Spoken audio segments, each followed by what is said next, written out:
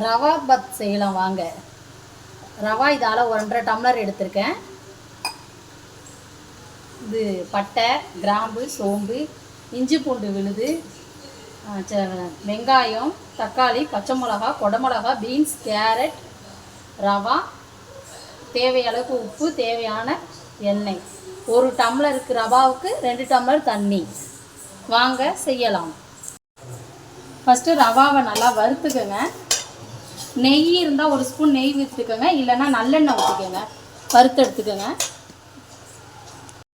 1 spoon நல்லெண்ணெய் இல்லைன்னா நெய் எதாவது விட்டு வறுத்துக்கோங்க. இப்போ ரவா நல்லா வறுபட்டுருச்சு.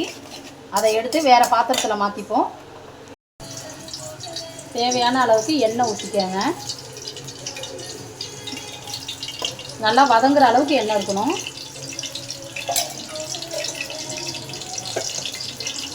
எண்ணெய் காஞ்சது ஃபஸ்ட்டு சோம்பு போட்டுக்குங்க.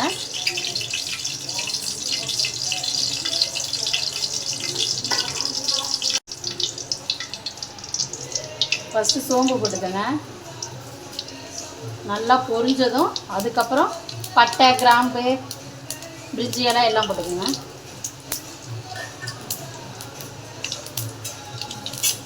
நல்லா பொரிஞ்சதும் வெங்காயத்தை ஃபஸ்ட்டு போட்டுக்கோங்க.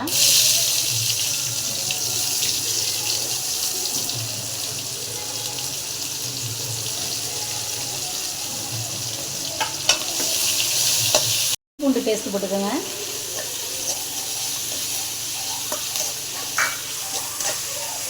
நான் இஞ்சி பூண்டு இடித்து போட்டிருக்கேன்.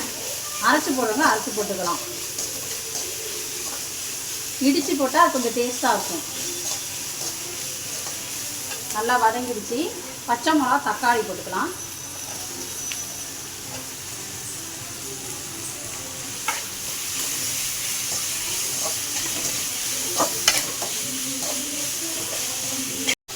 கொடமிளகா, கேரட், பீன்ஸு உங்கள்கிட்ட என்ன காய் இருக்கோ அது போட்டுக்கலாம்.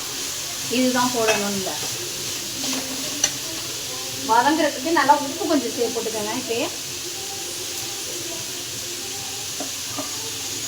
நான் அதில் மஞ்சள்தூள் சொல்ல மறந்துட்டேன். தேவையான அளவுக்கு மஞ்சள்தூள்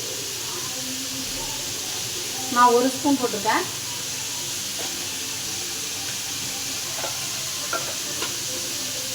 நல்லா கிண்டி சிம்மில் 6 அடுப்பாக வச்சு நல்லா வதக்கி விட்டுக்கோங்க. 1.5 டம்ளர் ரவாவுக்கு சொன்னேன். 2 டம்ளர் தண்ணி, 1க்கு 3 டம்ளர் தண்ணி மொத்தத்துக்கு. இது வந்து 4 பேர் சாப்பிட்லாம். தண்ணி நல்லா கொதி வந்துருச்சு. ரவாவை கொஞ்சம் கொஞ்சமாக கொட்டி கிண்டணும். கட்டி விழுவாமல் கிண்டணும்.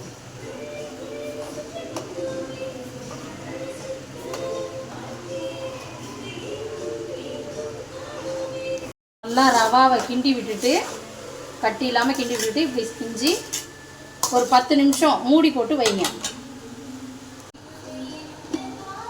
தம்முலேருந்து திறந்து பாருங்கள். நல்லா வெந்திருக்கு ரவா பாத்து. நல்லா ஒரு 2 கலரி விட்டு 1 ஸ்பூனு எண்ணெய், சமையல் எண்ணெய், அவ்வளோதான் போட்டு ஒரு 10 நிமிஷம் அடுப்பை ஆஃப் பண்ணிவிட்டு மூடிடுங்க. நல்லா கிண்டி விட்டுட்டு